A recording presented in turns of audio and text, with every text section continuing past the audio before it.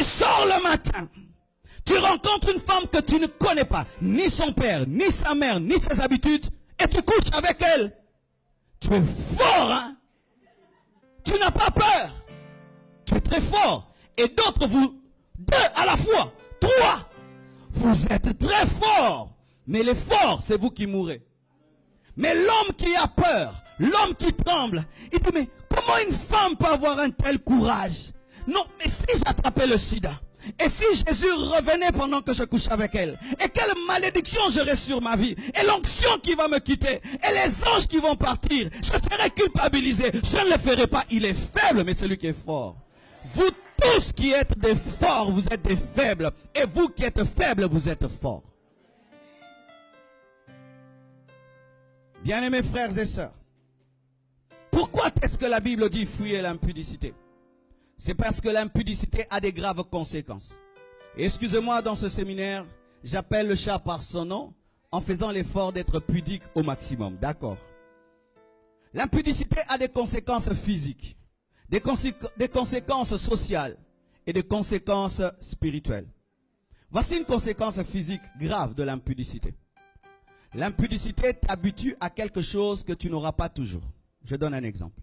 Ma soeur, tu n'es pas mariée, mais tu couches avec un homme. Qui te dit que ton mari aura la taille de cet homme? Mais oui, ce sont des problèmes que nous traitons dans les couples. Des fois, vous voyez, dans un couple, il y a des problèmes. Ce n'est pas qu'il ne mange pas, non. C'est un problème de taille. Mais une femme vierge s'adapte à tout homme. Mais quand maintenant, toi, tu commences à connaître des hommes avant de te marier, est-ce que tu connais quel genre d'homme Dieu te donnera? Et maintenant, cet homme, il est heureux de t'épouser. Et le jour du mariage, il ne ressent rien. Pourquoi? Tu as tout mangé avant. On appelle ça lingala otigelie mukokoli. Tu connais le mukokoli?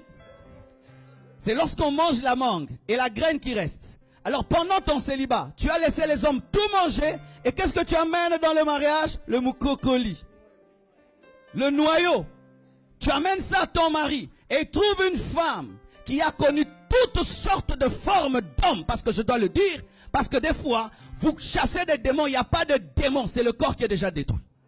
Et là, il faut que Dieu restaure ton corps. Et il faudrait que l'homme qui va t'épouser soit patient. Parce que le corps de la femme, ça prend aussi le temps pour revenir à la normale. Ce sont des muscles. Je dois vous dire ça sincèrement.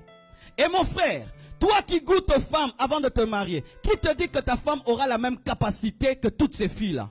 Ce sera maintenant, tu couches avec ta femme et tu penses à d'autres femmes. Pourquoi? Ta femme ne te fait pas arriver à ce niveau-là. Et c'est une réalité. Aujourd'hui, il y a des divorces à cause des relations précoces. Un homme qui mange chez lui tous les jours et qui ne mange jamais chez la voisine ne compare rien. Mais un homme qui mange partout peut comparer le pondou, le riz de gauche et droite. Et lorsque, avant le mariage, tu couches à gauche et à droite, quand tu viens dans le mariage, cela a marqué ton cœur, que tu le veuilles ou pas. C'est un souvenir qui t'a marqué. Surtout, si dans le péché, le diable l'a bien fait. Si tu étais déçu quand tu l'as fait, celui qui viendra peut aider. Mais si dans le monde, ceux qui l'ont fait l'ont bien fait, et ton mari ou ta femme n'arrive pas à bien le faire, ou le fera, mais après 2 ans, quelle guerre tu auras dans tes pensées? C'était comment? Bien, par la foi. Mais oui, il y a des biens par la foi dans les mariages. Tu es en train de détruire ton corps. Et qui est en train de détruire ton corps? Un garçon qui ne couche pas qu'avec toi, avec Gisèle, avec tel, mais tu es en train de lui donner ta vie. Mais lui, il sort avec tout le monde. Un homme qui t'aime, te respecte. Et respecter, c'est patienter. Et tous ces hommes qui disent, si tu m'aimes, couche avec moi. Dis-lui, si tu m'aimes, attends encore. Si tu m'aimes, couche avec moi. Il faut dire, si tu m'aimes, attends encore. Mais si vous dites, je vais lui prouver que je l'aime en couchant avec lui. Surtout pour une femme, c'est toi qui perds plus que lui. Parce que toi, la trace reste que tu n'es plus vierge. Mais lui, il peut mentir. Give me amen. Et ce qui est pire, ma soeur, un homme vient vers toi et il va dire déjà à ses amis, je vais coucher avec elle aujourd'hui. Alors toi tu es là, tu penses qu'on t'aime. Alors qu'il a dit, on parie, aujourd'hui je l'aurai. Et quand il t'a, c'est le trophée.